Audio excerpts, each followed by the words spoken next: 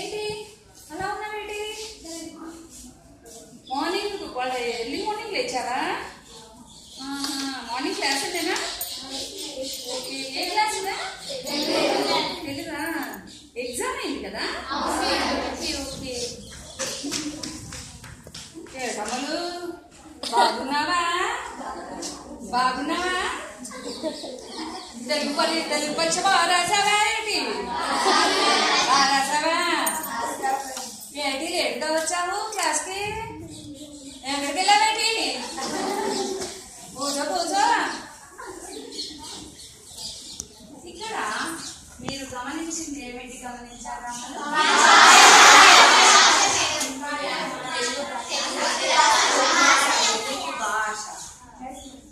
తెలుగు భాషలో ప్రాంతాలను బట్టి ఆయా పరిస్థితులను బట్టి భాష మారుతూ వస్తూ ఉంటుంది కదా. ఈ మార్పునే ఏ ఏ ప్రాంతాలలో భాష మాట్లాడతారో ఆ ప్రాంతం యొక్క మాండలికము అంటారు. మాండలికము అంటే మండలాలలో వాడేటువంటి భాషను మాండలికము అంటారు. ఇక్కడ మండలము అనగానే మనం జిల్లాలలో మండలాలు కాదు. భాషను ద్రావిడ భాష కుటుంబానికి చెందినటువంటి భాష. మనం ద్రావిడ భాషను 4 రకాల మండలాలుగా విభజించారు. ఉత్తర మండలము, దక్షిణ మండలము, కోస్తా మండలము, రాయలసీమ అని 4 మండలాలుగా భాషను విభజించారు. ఇది డెప్త్ పోతే మన భాషా శాస్త్రంలో ఇవన్నీ ఉంటాయి. మనకు కావాల్సింది ఈ యాసతో కూడినటువంటి భాష కదా. ఈ భాషకు ఒక ప్రత్యేకత ఉంది. కొంతమంది భాష అంటే ఏంటి మీకు ఏమైనా ఐడియా ఉందా? మాట్లాడేదే భాష. మాట్లాడేయడం అంటే కాకి పువ్వు అవసరాలు, భావాలు. Very good. భావాలను ప్రకటించడానికి తెలిపే సాధనమే భాష. అది ఏదైనా కావచ్చు.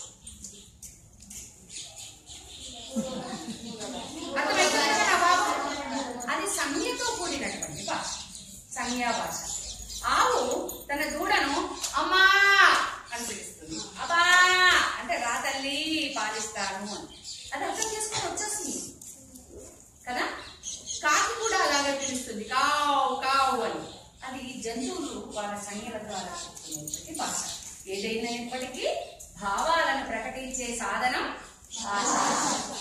ఈ భాష మనిషి ఒక సాధన ప్రక్రియ. అంటే ఆ భాషను తాను ఎలా పరిసరాలలో మారుతూ వచ్చాడో భాషను కూడా మార్చుకుంటున్నాడు తన అవసరాల తీరుగా.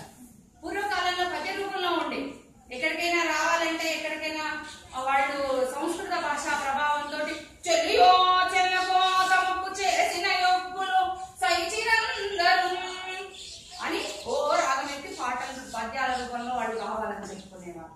మన తాతల కాలానికి వచ్చేసరికి ఏమైంది? ఏదైనా మంచి మాటలు చెప్పడానికి పద్య రూపంలో పద్యాలను కానీ సూక్తులను కానీ జోడిస్తూ చెప్పేవాళ్ళు. అలా భాష మారుతూ వచ్చింది.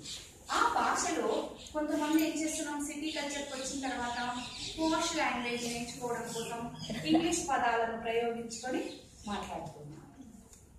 మన తెలంగాణకు వచ్చేసరికి ఉర్దూ ప్రభావము ఎక్కువగా ఉంది. ఎందుకు అంటే నైజాములు మనల్ని అప్పుడు ఉర్దూ మీడియం కంపల్సరీ ఉంటుంది. ఇప్పుడు నేను చెప్పిన చూడండి, ఆమెను పలకరించా, ఎందుకు పరేషాన్ అవుతున్నావు? చౌరస్తాలో మీ నాన్న కలిసింది, దవాఖానాలో చూపించుకోమన్నాడు కదా. ఇవన్నీ కూడా ఉర్దూ పదాలు. మనకి ఈ ఉర్దూ పదాలు ఎక్కువగా తెలంగాణ భాషలో ప్రభావాన్ని చూపించాయి. ఎందుకు అంటే మన నైజాముల పరిపాలనా కాలంలో ఇవి ఎక్కువగా వాడారు. కంపల్సరీ ఉర్దూ మీడియంలో చదవాలి ఆ కాలంలో ఉండేటువంటి వాళ్ళు. అందుకోసమని ఈ పదాలను ఉపయోగించాలి. కాకపోతే రాను రాను మన భాషను వాడడమే మానుకున్నాం. తెలంగాణ మాట్లాడితే ఎక్కడ అగౌరవం అవుతుందో. ఎందుకు అంటే ఆంధ్ర పాలకుల యొక్క ప్రభావం వల్ల ఆ భాష తక్కువైపోయాయి, కొన్ని పదాలు మరుగున పడిపోయాయి. ఇప్పుడు తెలంగాణ రాష్ట్రాన్ని సాధించుకున్న తర్వాత తెలంగాణ భాషకు ప్రాముఖ్యాన్ని ఇచ్చారు. తెలంగాణ పదాలకు ప్రతి సినిమాలో చూడండి, ప్రతి మాటలో చూడండి, ప్రతి రచనలో చూడండి, మీకు తెలంగాణ భాష కనిపిస్తుంది. తెలంగాణ కవుల యొక్క ప్రాముఖ్యత పెరిగింది కదా. పాఠ్యాంశాలలో కూడా అదే చూపించాలి. ఇప్పుడు మనం నిన్న చెప్పుకున్నటువంటి హిందీ గీతాలలో మనము మన పల్లెకి పోయాము కదా. ఏ పల్లెకి పోయాము? ఎవరూరికి పోయాము? గుర్తుందా మీకు? ఎవరూరికి వాళ్ళము మనం చేరుకున్నాం. ఆ ఊర్లో ఏం కనిపించాయి మనకు?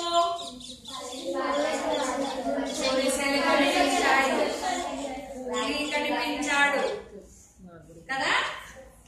ఒక మహిళ కూడా కనిపించింది కదా. మహిళలు ఏం చేస్తారు? అమ్మలు నీళ్ళ పట్టుకొని బావికి పోయి ఈ పల్లెను మనం చూసాం. ఇప్పుడు అందరూ మీరు ఎక్కడికి ఉన్నారు? పల్లెలో పోదామా అందరము? ఏ పల్లెకి పోదాము? ఎవరి ఊరికి వాళ్ళము పయనం అవుదాం.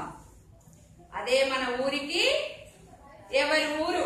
మా ఊరు కిలాషాపురం, వరంగల్ జిల్లా దగ్గర ఉన్నటువంటి కిలాషాపురం మా గ్రామం. ఆ గ్రామానికి వెళ్దాం.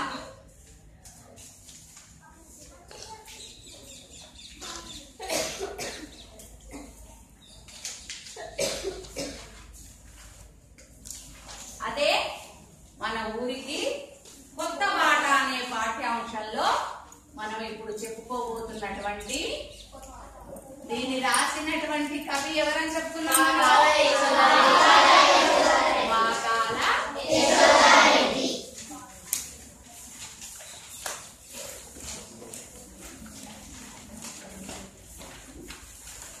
పాకాల యశోదారెడ్డి. నిన్న చెప్పుకున్నటువంటి అంశాల్లో కవి గురించి మనము చెప్పుకున్నాము. పాకాల యశోదారెడ్డి గారు మా గురువు. ఉస్మానియా విశ్వవిద్యాలయంలో శాఖాధ్యక్షులుగా పనిచేశారు. మేము చదువుకునే తెలుగు మేడం కూడా ఉన్నారు. అప్పుడు మా సేమ్ మేము ఒకటే కాలేజీలో చదువుకున్నాం, పీజీ ఉమెన్స్ కాలేజ్. అప్పుడు ఉస్మానియా విశ్వవిద్యాలయంలో ఆవిడ ప్రొఫెసర్ గా ఉండే. మేము వెళ్ళి పేపర్స్ సబ్మిషన్ చేసేటప్పుడు ఆవిడ అక్కడ ఉంది. తెలంగాణ భాష మీద పరిశోధన చేస్తుంది ఆవిడ. మంచి మంచి పుస్తకాలు రాశారు. తెలంగాణ భాష కోసమే ఆమె తాపత్రయం అన్నట్టు ఎన్నో సిద్ధాంత పత్రికలను కూడా ప్రచురణ చేయించారు వాళ్ళు. అయితే ఆవిడ గురించి మనం నిన్న చెప్పుకున్నాము. ఇప్పుడు ఊరికి వెళ్ళాలంటే ఎట్లా వెళ్తాం కదా మనం?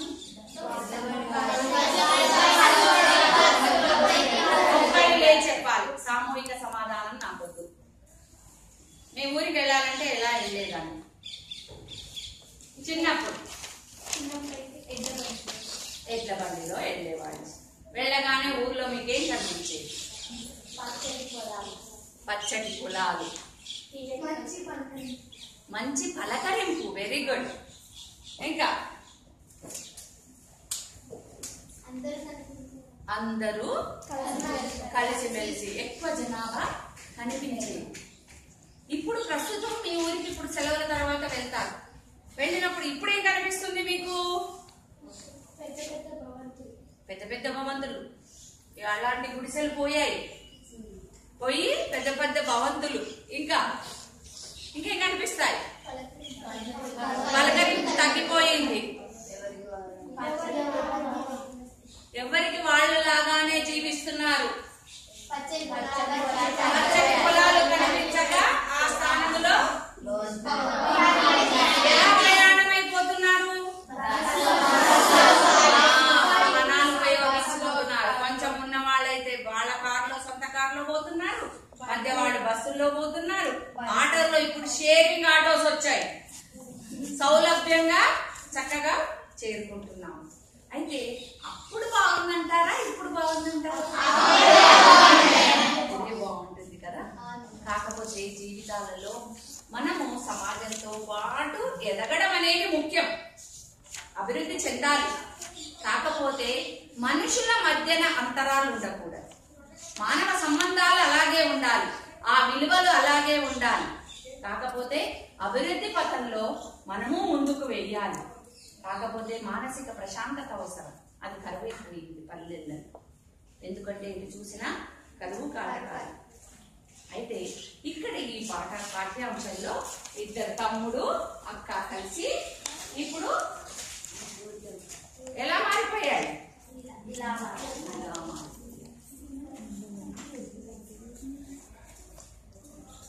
ఇప్పుడు ఈ కొత్త పాట అనేటువంటి పాఠ్యాంశంలో మొదటి భాగం చెప్పుకుంటున్నాం మనము.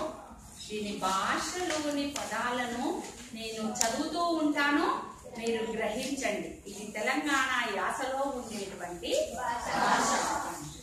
ఇద్దరు తమ్ముడు ఇద్దరు కలిసి ఊరికి వెళ్తున్నారు. అందరం బండెక్కామా? మనం వాళ్ళతో పాటు పోదామా? రండి. నేను రానురా తమ్ముడు, అది తరాల నాటి పాట. ఎప్పుడేసిందో ఏం కథను. ఈ వానలకు వరదలకు ఏరు పొంగంగా అది ఎన్ని కయ్యలు కొట్టిందో, ఎన్ని గండ్లు పడ్డదో. కూసుంటే నడుములు ఇరిగే, నడిస్తే కాళ్ళు పెంచానంట. ఒర్రెలల్లా వంపులల్లా పడి ఆ బాట కొంటి నడవ నా శాతగారు తండ్రి అంట. ఎంత చెప్పినా గాని నువ్వు సెవ్వు మీద పేరు వాడితేనా, నా మాట ఇంటేనా, వాని పట్టు ఇడితేనా? తుమ్మవక అంటుకున్నట్లు ఎంటబడి కదక మనూరికో కొత్త పాడేసినావు, నీవు చూసి మెచ్చిందాకా కాదు అంట. ఒకటే పట్టు, మొండి పట్టు, జరిగే పట్టు. ఇదెక్కడ సోదా, వీడెక్కడి నక్షత్రకుడు ఆయన అంట. పైన బండెక్కి బయలుదేరిన. తోవ పంటి ఊరుకున్నాడా? లేదు. ఉల్లాసం పట్టలేక ఒకటే చెప్పుకపోతున్నాడు. వసదాగిన పిట్టవోలే. అక్క, ఇది ఈగకాలం కాదే, పూలకాలం, ఎండల మాసం, తీయడి తీపుల దినం. ఏమనుకున్నావో, ఎక్కడ చూసినా కమ్మటి వాసన, ఈయన సొంపైన రోద. పండాకు రాలంగా అడవంతా పసరాకు పోషాకులు తొడిగి సోపులు పోతుండది. ఆ మోదుగు వనం చూడు, పెళ్లి అంతా పుల్కరించినట్టు మొగ్గ తొడిగి ఎర్ర ఊసి కొత్త పాటకు మంగళార్తులు పడుతున్నారు. ముత్తైదువలోలే సాళ్ళు సాళ్ళుగా నిలబడ్డాయి. ఆ పొంటే ఉన్న మద్దుల జనవార చూడు ఎంత ఎత్తు ఎదిగినవో. కొటారి కొమ్మలల్లా తేనె తెట్టలన్నీ పిక్కటిల్లంగా తేనెలు ఎట్లా నింపుకున్నదో. ఏందే అక్క ఊల్కవు అదో అక్క, అక్కడ దిగ్గుజరన చెవువారించి నేను ఎడవాసిన ఎదలకు ఏకంజేయ పేరు పెట్టి పిలుస్తున్నట్లు ఆ కోయిల పూతలు అక్కో అదో కండపడేదే చింతల తోపు. శీతలు ఇంకా చిగురుకోలేదు. గున్న మామిళ్ళు చూడు, పొన్నకాయల సొంపు ఆడవిల్లలు సింగారించుకున్నట్టు కానొస్తుండవి. ఈ ఆపలు ఇప్పుడిప్పుడే మొగ్గలు గుచ్చుకుంటున్నాయి. ఇదిగో చూడు, మాటలల్లా మన ఊరి పొలి మీద రానే వచ్చే. ఎదుర్కోళ్ల నాడు మగ పెళ్ళోళ్ళు చుట్టాలు మర్యాదలు చేయ గుంపు గట్టినట్లు గుబూరుగా పెరిగిన ఈ వాయిలి పొదలు చూడు. అక్క, బాట పక్కల కొంటి ముసలిమాన్ల ఊలంగా ఎదిగి వస్తున్న కొత్త సెట్లను చూడమ్మా. ఈ సూపుతోటే కొంచెం అటు దిక్కు నీ కన్నుగార చెయ్యి. ఆ చెరువు చూడు, ఇంపు నిండుగా నీల సముద్రం వలె నీరు మోస్తుండది. ఆ చెరువుకు ఆ కట్టిన పుణ్యాన అందరికీ అది నిర్వహించి ఎంత చక్కగా ఉంది చూడండి. ఏం లేవని అర్థమైందా?